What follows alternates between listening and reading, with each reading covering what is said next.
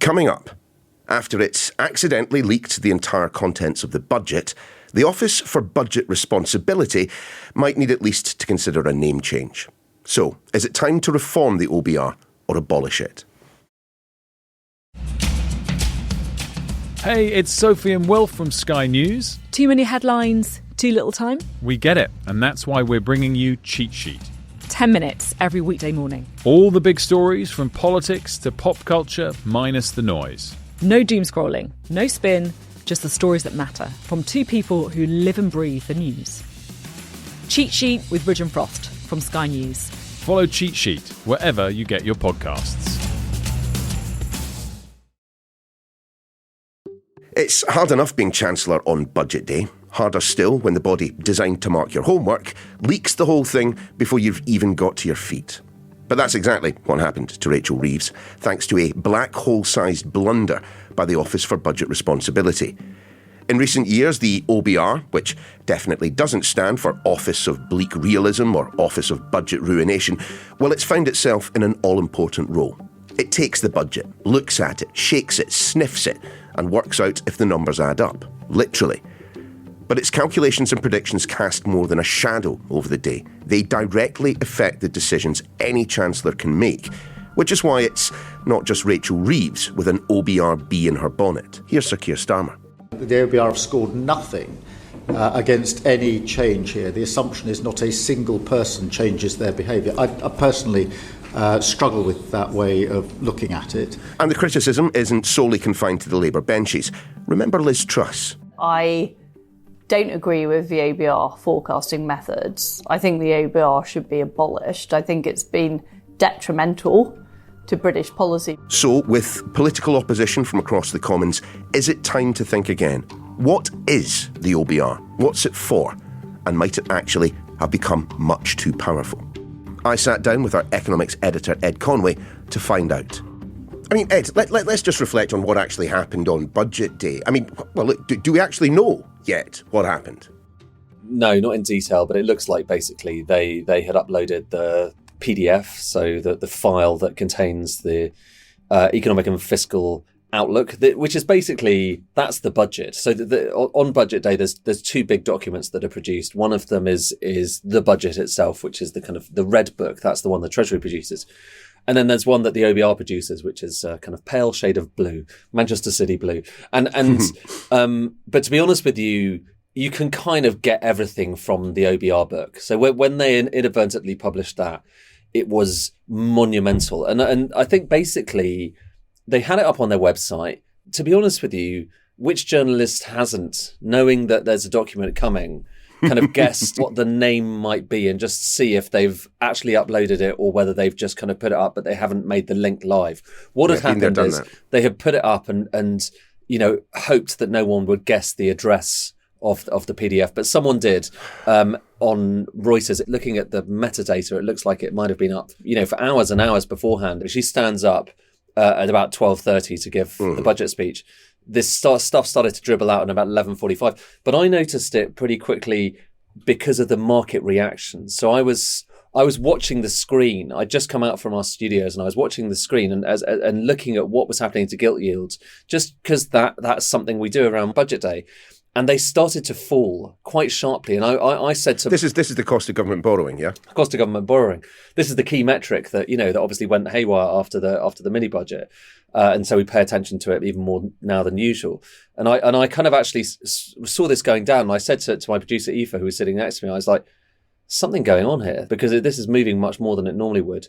And then she checked the wires to look, and then she saw that Reuters had said OBR says X and Y and Z. Yeah, well, I was sitting watching you on the telly yesterday, Ed, and I couldn't quite work out whether your reaction was cock a hoop, look at this, we get access to the budget ahead of time, or whether you were actually genuinely gobsmacked that something of this scale could have happened. No, I was gobsmacked because I've been doing this for 20 years or so, and nothing close to this has ever happened before. And usually so much care is taken to ensure that this doesn't happen, even with documents that are not market moving. But this is the ultimate market moving event. You've got hundreds, thousands more perhaps investors around the world watching to see what the Chancellor is doing. in order to try to kind of work out whether they're buying or selling UK government securities or indeed other forms of securities. It's massive.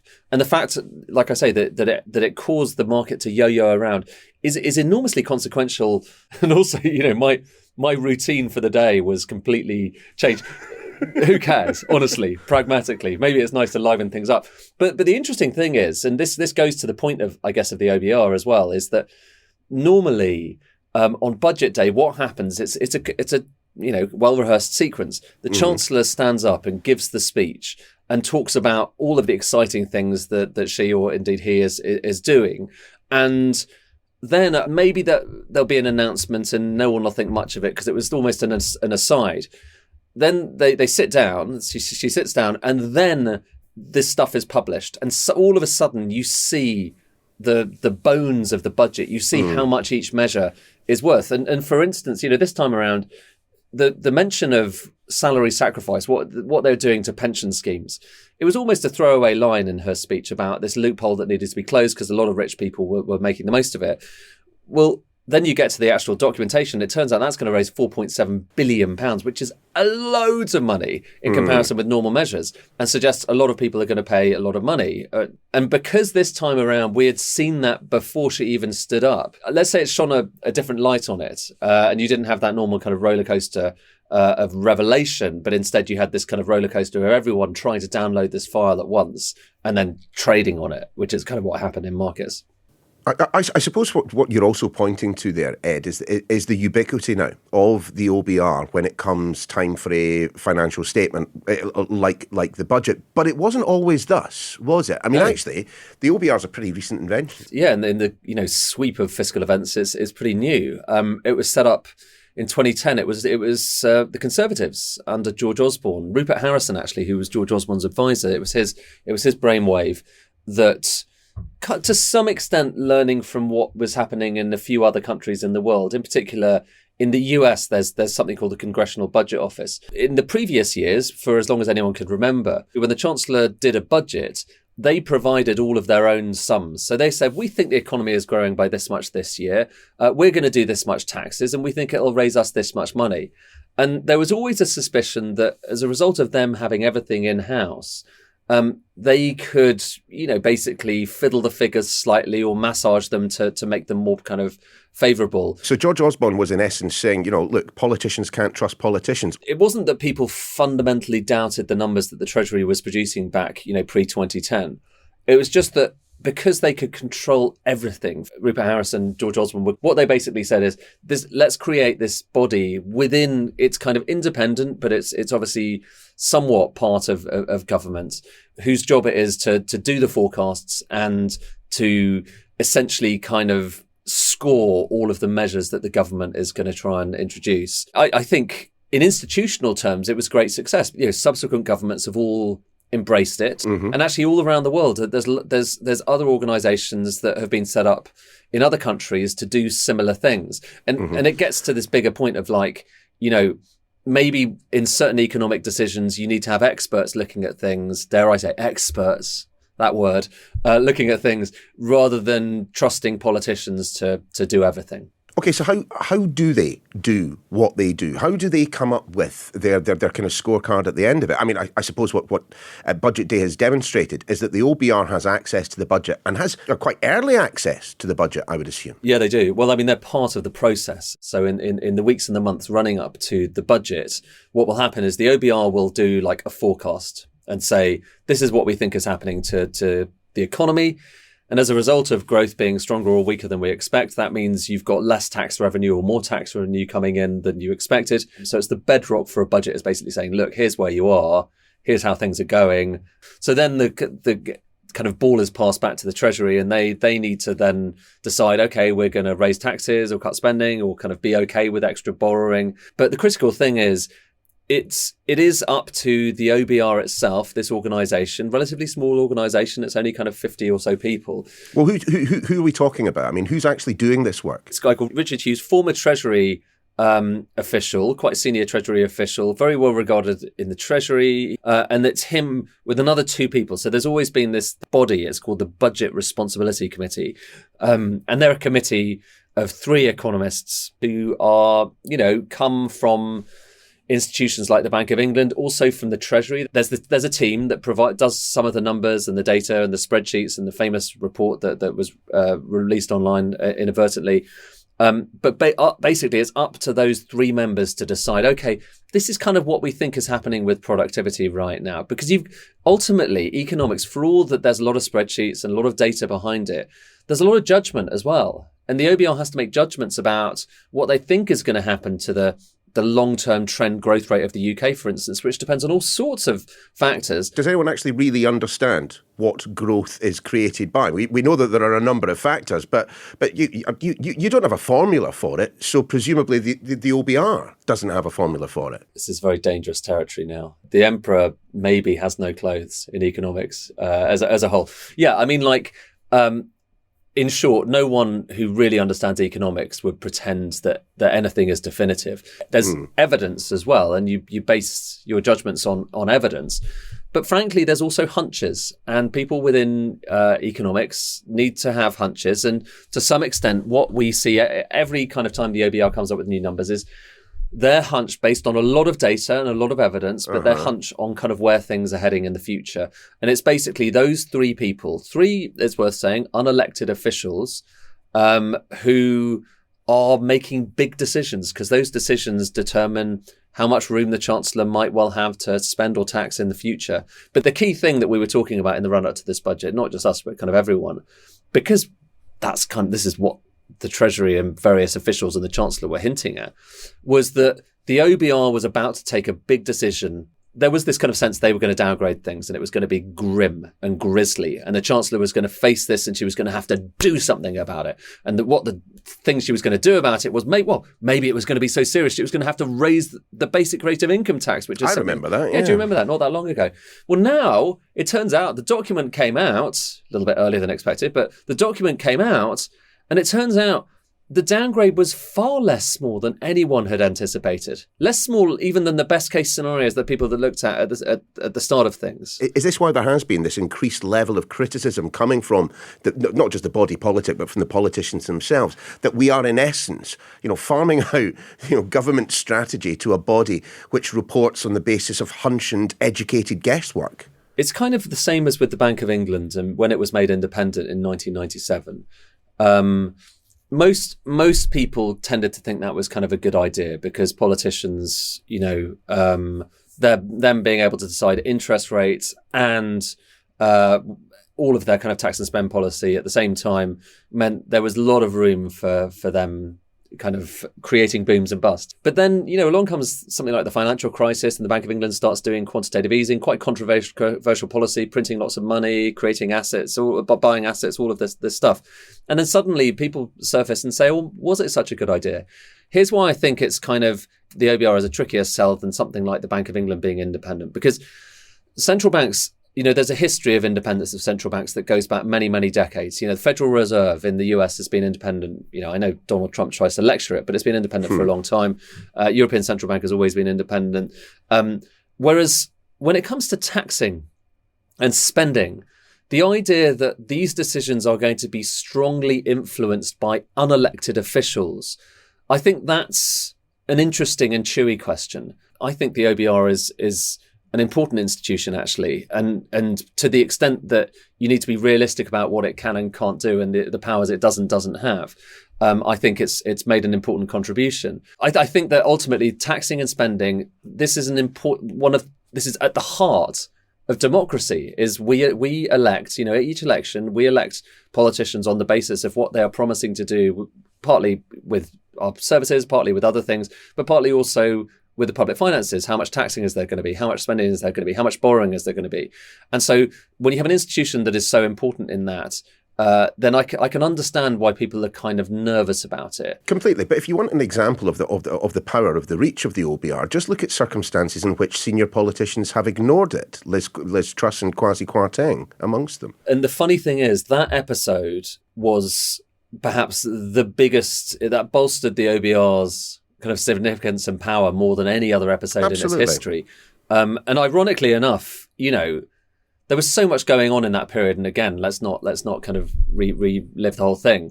But there was so much going on. One part of it, the fact that the government was laying down a massive set of tax cuts without actually providing any evidence for how it would work or how it would be paid back.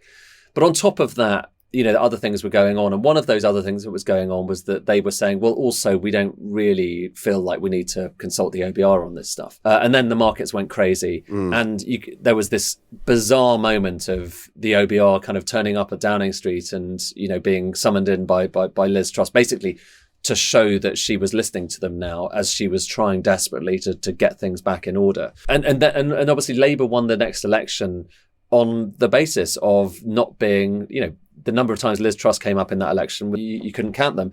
And it was on the basis of doing things differently. And one of the ways that Rachel Reeves said very quickly early on in her tenancy, she was going to do things differently, is she was never going to be able to have a fiscal event without consulting the OBR.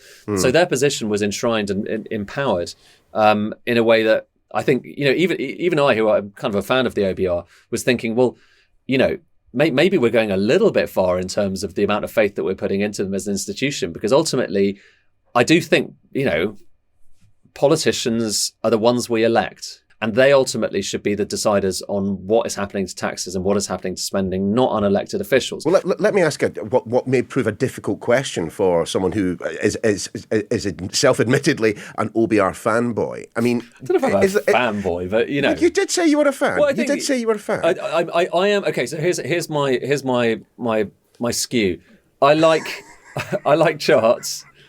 I can't lie. I like charts, turtles. And I like the fact that more of this stuff is done in the open than it was before, and so we can see some of the workings in a way that we couldn't, and that's kind of helpful. But for how much longer? Yeah. That was going to be my question, because frankly, isn't there an existential threat to the OBR now that we are seeing criticism from people external to Parliament? We're seeing it from both sides of the Commons chamber. I mean, when that happens, things do tend to have a shelf life. Yeah, I think this is a dangerous period for the OBR, and I think it might have been dangerous had it not been for the disaster of this leak or inadvertent release. But this has given the government and the Prime Minister, who tends to like occasionally firing people, an opportunity maybe to lay into the OBR. I think this government would never abolish it, given how they came into office saying that this was an incredibly important institution. But they might well ask for someone to be replaced. Clip its wings somehow. Yeah, and it involves a kind of clipping of its wings. What could replace the OBR then? Simple question. Before the OBR was there, these decisions were taken by government, and there's no inherent reason why a government itself can't decide fiscal policy and come up with its own forecasts. It's basically what happened with the OBR in practice is a lot of the forecasting job that was done within the Treasury suddenly was hived off to this other body, and they kind of had a boss that wasn't directly the Chancellor. In its current form then, Ed, do you think the OBR is too powerful? Oh, well, that's just like a philosophical question, isn't it? I mean, yeah. I mean, it's up there with economics philosophy. Yeah, I do. I think they've been given too much power.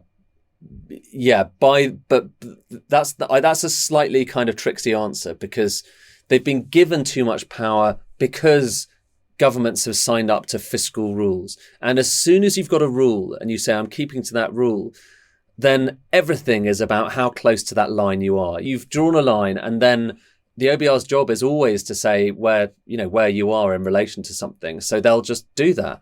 And so fiscal rules give them this extraordinary amount of power that I don't think they really should have. I would find a rule that didn't allow the OBR quite so much definitive say on how close you are to breaking or missing your rule. And that's kind of doable. We can do it within the current set of institutions we have right now, without having to throw everything out. Ed, always a pleasure. Thanks again. Thank you. That's your lot for the Daily. Do scroll back for the rest of the episodes from this week, including designer babies, national service in Europe, and a jargon-free explanation of what actually happened in the budget. And you can find a video version of the chat with Ed over on the Sky News YouTube channel. The Daily's back Monday. Till then, take care.